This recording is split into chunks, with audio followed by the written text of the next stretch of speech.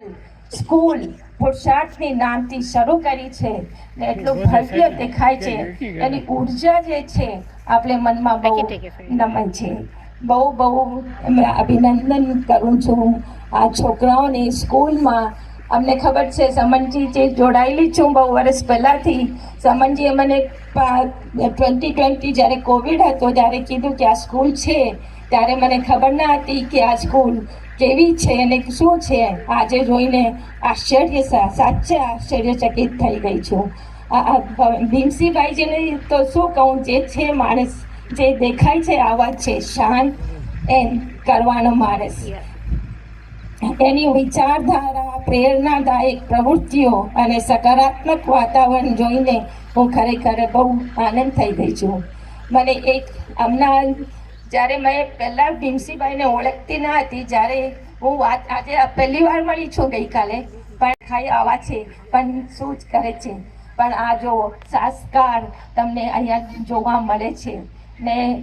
તપોવન તો એક બહુ વિશાળ, અમે શું કહીએ છીએ, ગુરુકુલમ છે.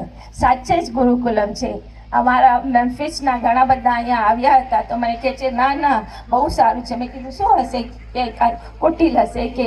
પણ આજે જોઈને અમને પહેલાં મન થયો કે મારા હસબન્ડ છે એને બહુ શોખ નથી. મને કહે છે ના હું નથી ચાલવાનું. મેં કીધું ભલે. પછી આજે આવીને કહે છે ના આપણે છે ને 10 દિવસ માટે અહીંયા રહી છે. તો એટલું ફાઇન લાગે છે. જે આવ્યા નથી એ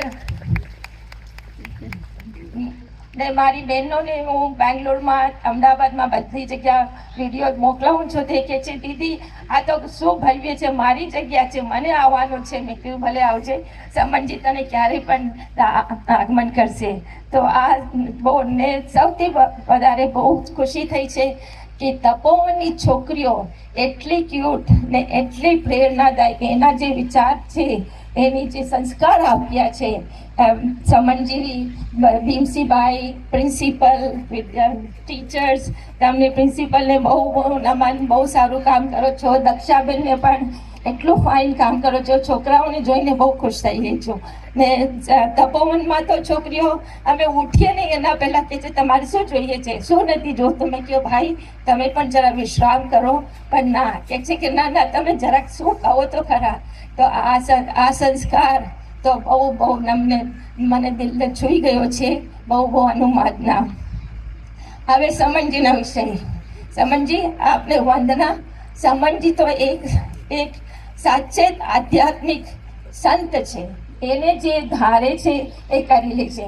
એની જે પ્રેરણા છે, એની જો અમે ઇંગ્લિશમાં કહીએ છીએ ડેડિકેશન, એ એક સમનજીને એક મનમાં આવી જાય તો એ પૂરો જ થવાનો છે. જે પણ હોય, ક્યાં પણ હોય, શું પણ હોય, પણ થાય છે.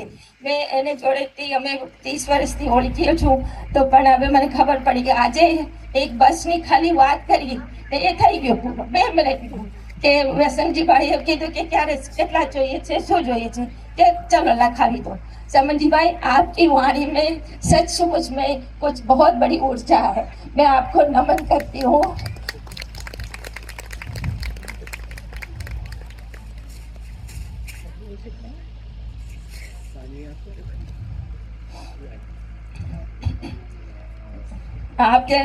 आपके તેમના આશીર્વાદ અને માર્ગદર્શનથી અમે હંમેશા થાય છે કે કંઈ કરીએ. જ્યારે સમનજી કાંઈ બોલે તમને થાય કે સારું કરવું જોઈએ છે ને થઈ જાય છે. એટલે અમારા મેમ્ફિસ તરફથી મને બહુ આનંદ થાય છે કે તપોવનમાં જે ગર્લ્સ હોસ્ટેલ થયું છે મેમ્ફિસના મોટો ભાગે એના ભાગ છે. તો થેન્ક યુ એવરીબડી.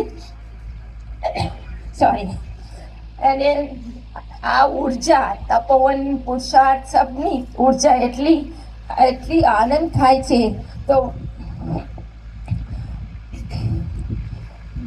હું તમારા આંખ નમ થઈ ગયા છે, બોલવાનો ગદગદ થઈ ગઈ છું કે એટલી પ્રેમ, એટલો પ્યાર છે, સંસ્કાર છે, મને અહીંયા ક્યાંય નથી મળવાનો. આ 2 દિવસ એટલા મને ખુશ થઈ છું કે મારી જિંદગીનો કાયમ મારા માઇન્ડમાં રહેશે, મારા માથામાં રહેશે કે આ શું છે. ને આના તો જેટલું બોલું એટલું ઓછું છે. પણ એટલું જ કહું છું કે બહુ આભાર છું સમનજીને, ભીમસિંહભાઈને, બધા ટીચર્સને અને સ્ટુડન્ટ્સને, વિદ્યાર્થીઓ, તમે બહુ સારું કર્યું છે. 2 દિવસથી ગઈકાલનો કાર્યક્રમ પણ બહુ સરસ હતો. એટલો આનંદ આવ્યો ને આજે ને બધા કાર્યક્રમમાં કાંઈ ને કાંઈ ઉપદેશ છે, એમાં અર્થ છે, કાંઈ લઈ જવા માટે અમને આપો છો. તમે બહુ સારું કરો છો. બહુ હાર્ડ વર્ક છે ને બહુ અનુમાનના ને આગે બહુ વધે એટલી જ મારી પ્રેરણા છે, અનુમાનના છે. Thank you.